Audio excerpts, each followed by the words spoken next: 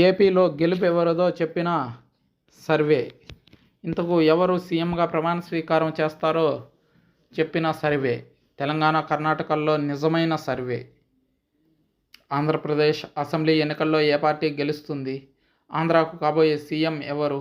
జగన్ మళ్ళీ అధికారంలోకి వస్తారా? వచ్చే అవకాశం ఎంతుంది?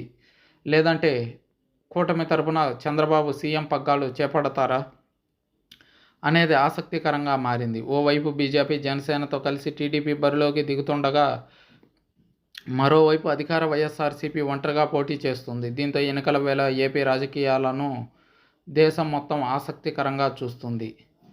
అయితే తాజాగా ఆరా సంస్థ అటు తెలంగాణ, కర్ణాటకల్లో ఇచ్చిన సర్వే నిజమైందన్న విషయం తెలిసిందే.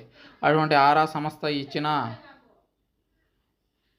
సర్వే ఫలితాలు ఏంటంటే, తెలుగుదేశం పార్టీ 109 నుంచి 135 స్థానాల్లో గెలిచేదానికి అవకాశం ఉందని స్పష్టం చేసింది.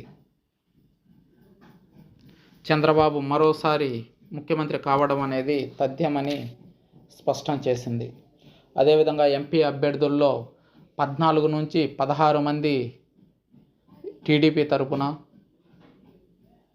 ఒకరు జనసేన తరపున, ఒకరు బీజేపీ తరపున గెలిచే అవకాశాలుందని స్పష్టం చేసింది ఆరా సంస్థ.